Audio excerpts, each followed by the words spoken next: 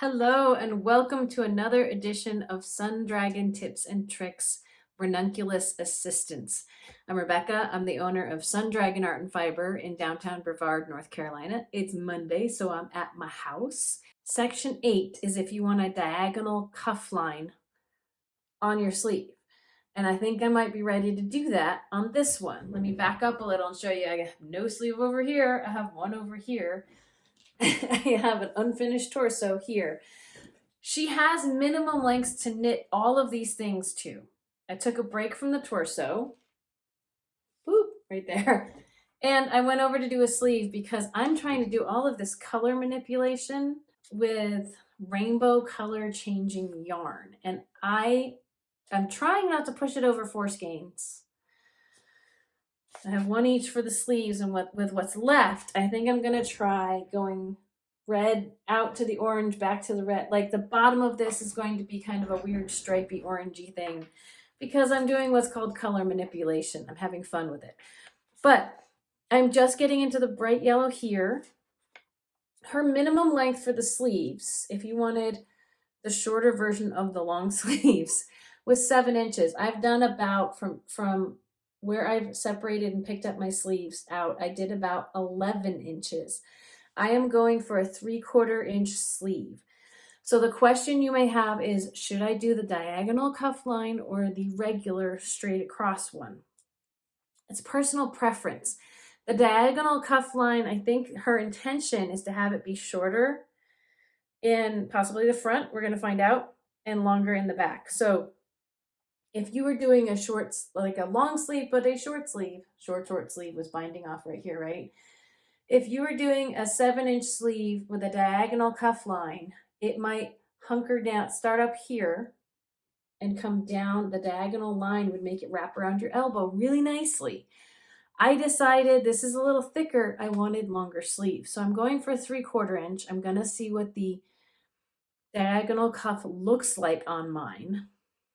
And one of the things to make note of is she has different instructions for the left sleeve and the right sleeve.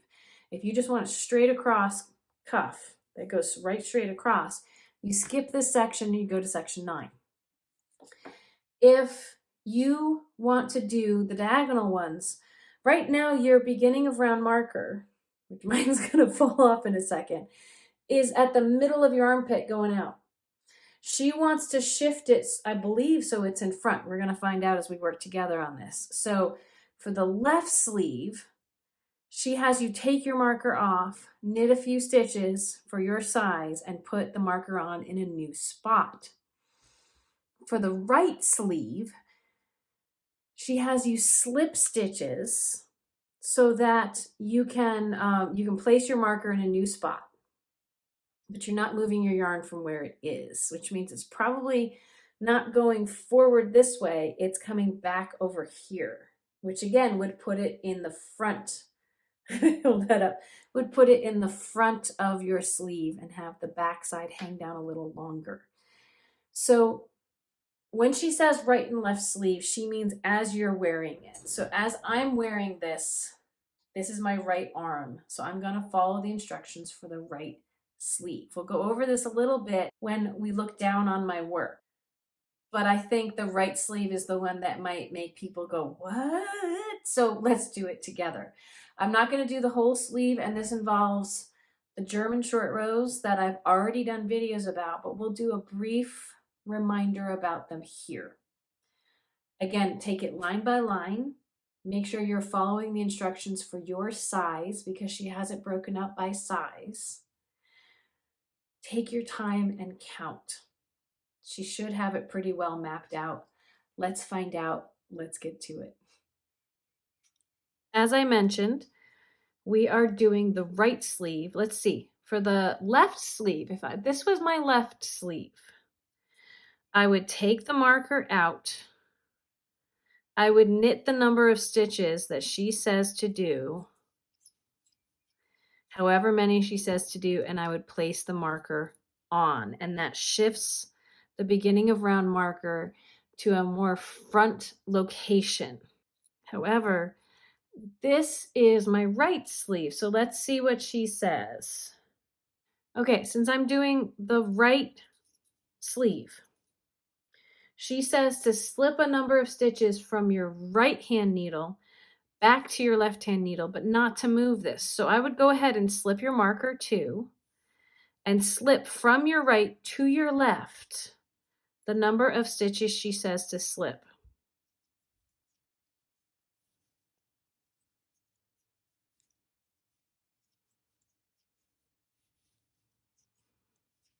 It's going to be different for every size. And she wants you to put on a new marker. Leaving that original marker there helps you know if you've done the right number of stitches. Now you want to move to the part of the pattern that has your size in it, because the short rows are different for different sizes. I'm doing size 5, so I'm going to go look for that. And then row 1 is different for left sleeve or right sleeve because we're shifting the marker to a different place. So for the right sleeve, she says to, and when it says slip, it without any other words in it, it's slipping from your left over to your right. So if you slip the number that she says, remember we're slipping purlwise, or just so that we're not twisting stitches. Stick your needle straight in and slide it over. If I slip the number she tells me to, I should end up back at my old end of round marker and where my yarn is. She says to remove this guy and knit the number of stitches she tells you to knit. And she also says you'll have so many stitches before your marker. So there's 2 ways to do this. You can count as you knit, which I'm about to do. And then I'm going to double check the number I have before my marker, which is what she says we should be at. So I'm going to knit my number that she tells me to knit, and I will meet you over there.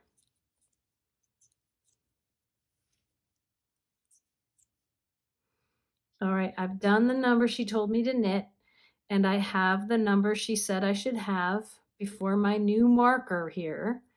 Now she wants us to turn, and by that whenever she writes that, she means she wants you to change which needles are in which hands. So I'm going to move and flip to the back so my needles are reversed. Now my yarn is over on the left side. And we're going to move on to row 2. All the other rows are similar for right and left sleeve. It's where this marker ends up that's different.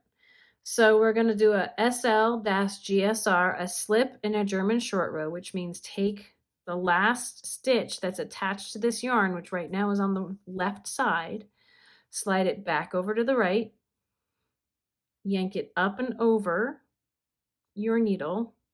That is your German short row right there. Remember, we did this in another video. And we are about to purl. So once we yank this over, we need to set our yarn up to purl. That doesn't mean, oh, it needs to be in the front. I'll just pull it back down because we've lost our short row then. We need to pull this up and over. It pulls the lower stitch up. It makes a little X if we just hold it there. Bring it around in between the needles to purl. So we want that little lumpy, knotty X to stay there on the right needle. We're going to purl the number she says to purl. And then we can check and see if we're the right number of stitches from the stitch marker. I'll meet you over there. All right, and checking my stitch count, I have the right number of stitches before that marker. So again, she wants you to turn, which means take your needles, flip them back around. So now the yarn, again, is over on the left side. It's in back this time. Row 3 for the SLGSR here, the rule of thumb with working a German short row is the yarn needs to be in front before you slip this stitch. If you left it in back and slipped it, you wouldn't be able to do the wrap you need to. So put your yarn in front. On the purl side, it already was in front. On the knit side, move it between the needles to the front. Slip your stitch purlwise over to your right needle, and then yank that stitch up and over. And because we're knitting, the yarn is where it needs to be. So on the knit side, we move the yarn to the front before we slip. On the purl side, it's already there. It gets to go over and come back. When in doubt, keep these things in mind. Before you slip a German short row, the yarn should be in front. So get that set first. slip your stitch over to the right, yank up and over your needle, and then situate it, leaving it back there or moving it between the needles to the front to get ready to do your next stitch. This one, I don't want to lose this pull up. Row 3 says to knit, and there's a certain number I'm supposed to knit. So let me go ahead and do that. All right, I've knit the number she said, and she says you have 3 stitches before the GSR of the previous row.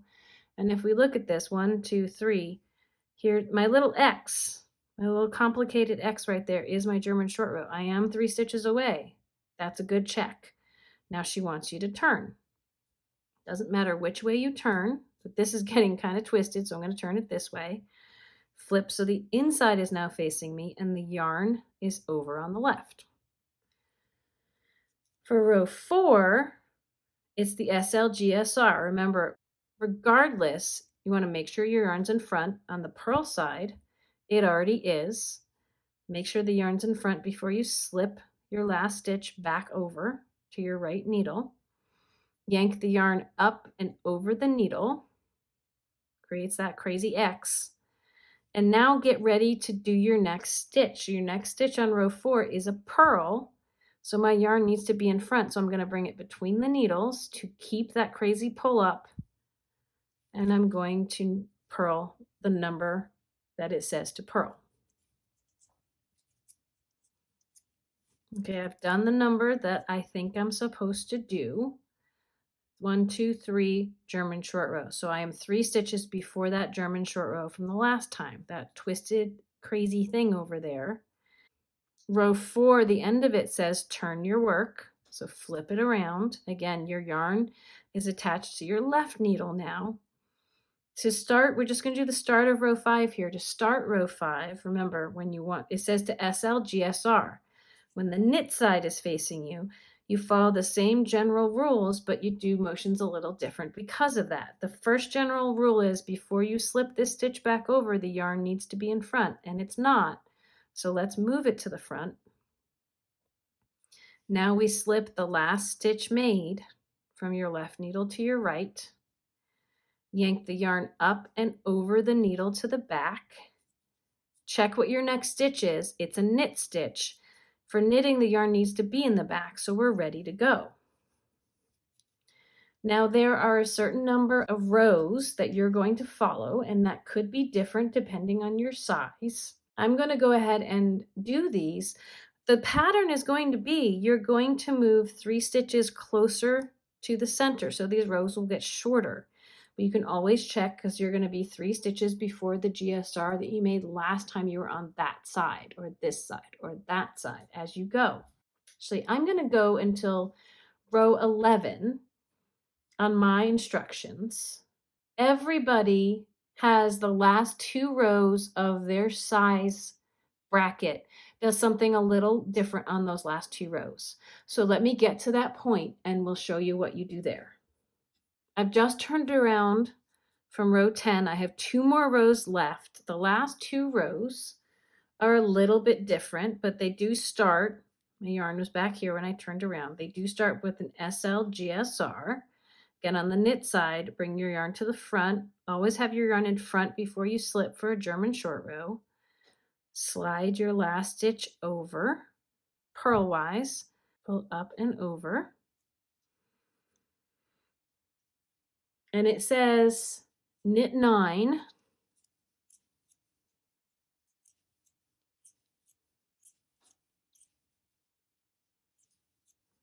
Which for my size was enough to take me to my last German short row.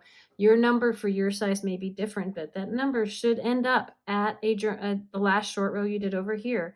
You're going to knit that, which means come straight through the center. It's almost feeling like knitting 2 together. You're going straight under that knot.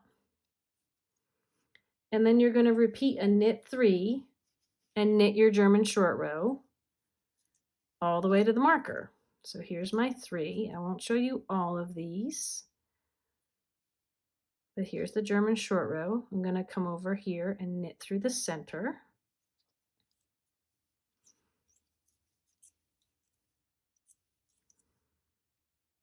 Follow the number of times you're supposed to do it. And once you've done those all, she'll have you knit another number, and that should take you, if everything worked out right up to your marker. It says slip marker, it says do not turn. So you're going to round, the last round is taking you, knit the number she tells you to. You should be at a German short row. And the ones on this side may feel and look a little different than the ones on the other side because you made them when you were purling. So, but you still want to try to get through the center. It'll feel a little twistier, but if you can get through the center and knit it, it will still lie fairly flat. You're going to do the knit 3 and knit your German short row as many times as she tells you to.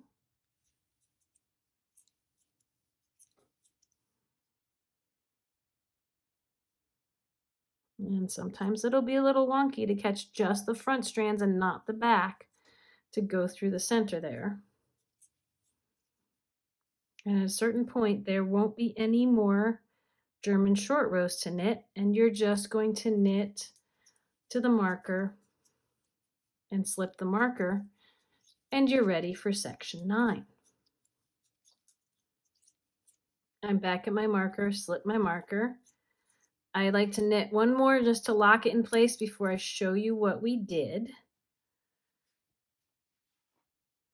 So here is my sleeve.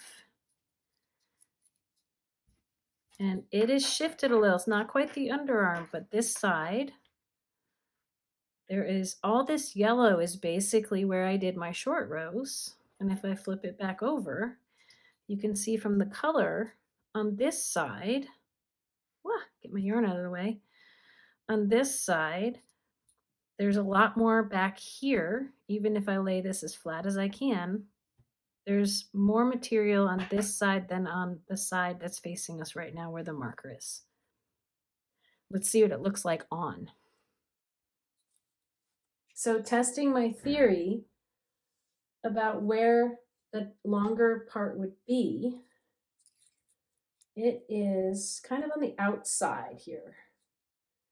As it lies, here is the longer part, and in here is the shorter part. So again, if we had done it up where your elbow is, it would be longer around your elbow. So I have, when I'm holding this out like this, can't see much yellow. It's there on the back. It's an interesting design element. You don't have to do it. If you decide that you want it straight across, you can do that. The next video is going to be on the I-cord bind off for this. I'm probably going to go back to the center of this skein and do it in bright blue to leave myself as much as I can for the bottom of this. My other option is to do bright blue ribbing at the bottom of this. Haven't quite decided what I want to do yet. You'll have to stay tuned to find out. I think I like the idea of keeping all the blue on the sleeves and having the rest of it, the yellow and orange and red, be on my torso. Remember, this is not meant to replace the Ranunculus pattern. Please go buy Midori's pattern and then use this as assistance as you work on it. If you appreciate the work that we've done here today, though, at the very least, if you could give it a thumbs up, a comment, subscribe to the channel. Those are free ways that you can support the work that we're doing here at Sundragon.